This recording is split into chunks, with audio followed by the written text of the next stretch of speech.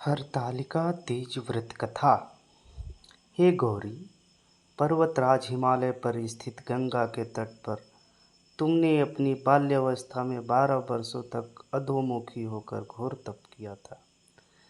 इतनी अवधि तुमने अन्न न खाकर पेड़ों के सूखे पत्ते चबाकर व्यतीत किए। माघ की विकराल शीतलता में तुमने निरंतर जल में प्रवेश करके तप किया। वैशाख की जला देने वाली गर्मी में तूने पंचाग्नि से शरीर को तपाया। श्रावण की मूसलाधार वर्षा में खुले आसमान के नीचे बिना अन्न जल ग्रहण किए समय व्यतीत किया। तुम्हारे पिता तुम्हारी कष्ट साध्य तपस्या को देखकर बड़े दुखी होते थे। उन्हें बड़ा क्लेश होता था।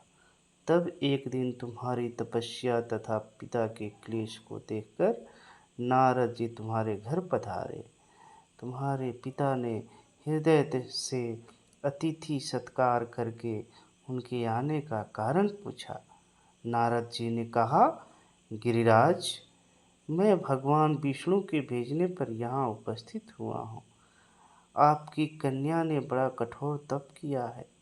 इससे प्रसन्न होकर वे आपकी सुपुत्री से विवाह करना चाहते हैं। इस संदर्भ में आपकी राय जानना चाहता हूँ। नारद जी की बात सुनकर गिरिराज गदगद हो उठे। उनके तो जैसे सारे क्लेश ही दूर हो गए। प्रसन्नचित्त होकर वे बोले, श्रीमान, यदि स्वयं विष्णु मेरी कन्या का वरण करना चाहते हैं तो भला मुझे क्या आपत्ति हो सकती है। वे तो साक्षात ब्रह्मा हैं। हे महर्षि, यह तो हर पिता की इच्छा होती है कि उसकी पुत्री सुख संपदा से युक्त पति के घर की लक्ष्मी बने। पिता की सार्थकता इसी में है कि पति के घर जाकर उसकी पुत्री पिता के घर से अधिक सुखी रहे। तुम्हारे पिता की स्वीकृति पाकर नारद जी विष्णु के पास गए और उनसे तुम्हारे ब्याह के निश्चित होने का समाचार सुनाया। अगर इस विवाह संबंध की बात जब तुम्हारे कान में पड़ी तो तुम्हारे दुख का ठिकाना न रहा। तुम्हारी एक सखी ने तुम्हारी इस मानसिक दशा को समझ लिया और उसने तुमसे उस विक्षिप्तता का कारण जानना चाहा। तब तुमने बताया, मैंने सच्चे हृदय से भगवान शिव शंकर का वरण किया है, किंतु मेरे पिता ने मेरा विवाह विष्णु जी से निश्चित कर दिया। मैं विचित्र धर्म संकट में हूँ। अब क्या करूँ। प्राण छोड़ने के अतिरिक्त अब कोई भी उपाय शेष नहीं बचा है। तुम्हारी सखी बड़ी ही समझदार और सूझबूझ वाली थी। उसने कहा, सखी, प्राण त्यागने का इसमें कारण ही क्या है। संकट के मौके पर धैर्य से काम लेना चाहिए। नारी के जीवन की सार्थकता इसी में है कि पति रूप में हृदय से जिसे एक बार स्वीकार कर लिया, जीवन पर्यंत उसी से निर्वाह करें। सच्ची आस्था और एक निष्ठा के समक्ष तो ईश्वर को भी समर्पण करना पड़ता है। मैं तुम्हें घनघोर जंगल में ले चलती हूँ, जो साधना स्थली भी हो और जहाँ तुम्हारे पिता तुम्हें खोज भी न पाए। वहाँ तुम साधना में लीन हो जाना। मुझे विश्वास है कि ईश्वर अवश्य ही तुम्हारी सहायता करेंगे। तुमने ऐसा ही किया। तुम्हारे पिता तुम्हें घर पर न पाकर बड़े दुखी तथा चिंतित हुए। वे सोचने लगे कि तुम जाने कहाँ चली गई। मैं विष्णु जी से उसका विवाह करने का प्रण कर चुका हूँ। यदि भगवान विष्णु बारात लेकर आ गए और कन्या घर पर न हुई तो बड़ा अपमान होगा। मैं तो कहीं मुंह दिखाने के योग्य भी नहीं रहूँगा। यही सब सोचकर गिरिराज ने जोर शोर से तुम्हारी खोज शुरू करवा दी। इधर तुम्हारी खोज होती रही और उधर तुम अपनी सखी के साथ नदी के तट पर एक गुफा में मेरी आराधना में लीन थी। भाद्रपद शुक्ल तृतीया को हस्त नक्षत्र था। उस दिन तुमने रेत के शिवलिंग का निर्माण करके व्रत किया। रात भर मेरी स्तुति के गीत गाकर जगी।